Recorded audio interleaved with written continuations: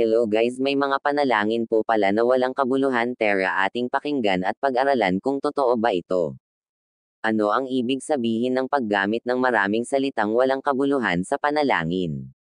Sinabi ni Jesus sa kanyang sermon sa bundok, sa pananalangin ninyo'y huwag kayong gagamit ng maraming salitang walang kabuluhan, gaya ng ginagawa ng mga hentil.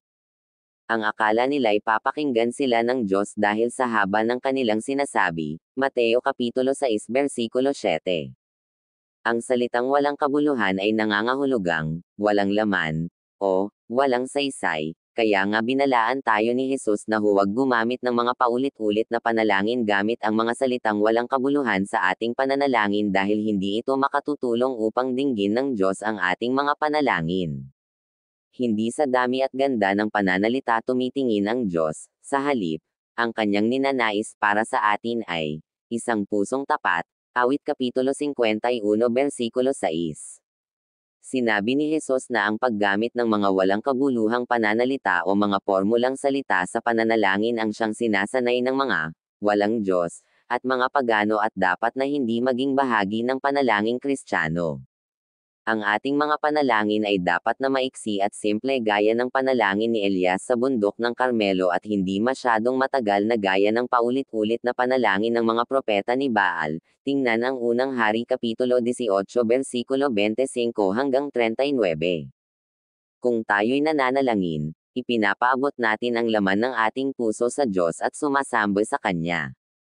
Ito ay gaya ng pakikipag-usap sa Kanya sa ating mga puso. Maraming relihiyon, kabilang ang ilang sangay ng Kristyanismo ang nagpapayo na ulit-ulitin ang isang panalangin. May mga iglesia pa na nagtuturo na kung mananalangin ang kanilang miyembro ng isang partikular na panalangin sa isang itinakdang dami ay mapapatawad sila sa kanilang kasalanan. Ito ay paganismo at pamahiin lamang. Ang mga panalangin na itinuturing na gaya sa isang formula ang tinutukoy ni Jesus na walang kabuluhan at paulit-ulit na salita at walang lugar sa iglesia. Tinubos na ni Jesus ang kasalanan ng kanyang mga hinirang ng minsan sa lahat ng panahon, Hebreo Kapitulo 10 versikulo 10, at maaari na tayong lumapit sa trono ng biyaya ng Diyos ng may lakas ng loob sa pamamagitan ng handog ni Kristo, Hebreo Kapitulo 4 versikulo 15 hanggang 16, hindi dahil sa dami at ganda ng ating mga salita, Mateo Kapitulo 6 versikulo 7. Madaling mangganyo na manalangin ng walang kabuluhang mga salita, at ulit-ulitin ang parehong mga salita sa ating pananalangin sa halip na manalangin mula sa puso. Dapat nating ituon sa Diyos ang ating isipan sa ating pananalangin at parangalan siya sa ating mga puso.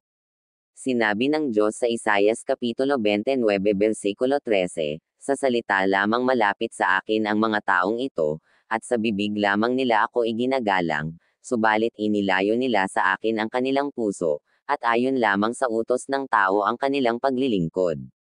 Nagbabala si Jesus laban sa paggamit ng mga walang kabuluhang pananalita na paulit-ulit na binabanggit sa panalangin kaya't dapat natin itong iwasan. Ang pagpapaulit-ulit ng mga walang kabuluhang pananalita sa pananalangin ay umuubos ng ating oras ngunit hindi nito pinatutunayan ang ating pagtatalaga sa Diyos ng ating sarili o ginagawang mas epektibo ang ating mga panalangin para sagutin ng Diyos. Dapat nating turuan ang ating mga anak sa kanilang murang edad na manalangin sa isang natural na paraan gamit ang mga pangkaraniwang salita ng may pangingimi sa Diyos. Ang pagiging matyaga sa panalangin ay hindi katulad ng pananalangin gamit ang mga walang kabuluhang pananalita. Walang masama sa pananalangin ng paulit-ulit sa parehong bagay, tingnan ang 2 Korinto Kapitulo 12 versikulo 8. Ang totoo, itinuro sa atin ni Jesus na, dapat tayong manalangin lagi at huwag manghinawa, Lucas 18:1. Ngunit dapat na ang ating mga panalangin ay nagmumula sa ating mga puso, hindi mindmoria lamang at dapat na nagbibigay ng papuri sa Diyos, hindi inulit-ulit ang parehong mga salita na isinulat o itinuro ng tao. Itinuturo sa atin ng Biblia na manalangin ng may pananampalataya, Santiago Kapitulo 1 versikulo 6, na isang direktang pagpapaabot ng ating mga kahilingan sa Diyos, Mateo Kapitulo 6 versikulo 9, sa pangalan ni Jesus, Juan Kapitulo 14 versikulo 13. Dapat tayong magpaabot ng ating mga dalangin sa diwa ng kapakumbabaan at paggalang sa Diyos, Lucas 18:13, nang may katiyagaan, Lucas 18:1, at pagsuko sa kanyang kalooban, Mateo Kapitulo 6 versikulo 10. Itinuturo sa atin ng Biblia na iwasang manalangin na gaya ng mga ipokrito na ang pananalangin ay pakitang tao lamang, Mateo Kapitulo 6 versikulo 5, at nagtitiwala sa bisa ng walang kabuluhang pananalita na inuulit-ulit sa kanilang mga panalangin, Mateo Kapitulo 6 versikulo 7. Sana may napulot po tayong kaalaman karenungan at kung nagustuhan ninyo ito paudi po pa-subscribe at papindon na din nag-button bell para update kayo sa susunod na upload ko. Maraming salamat po. God bless you all.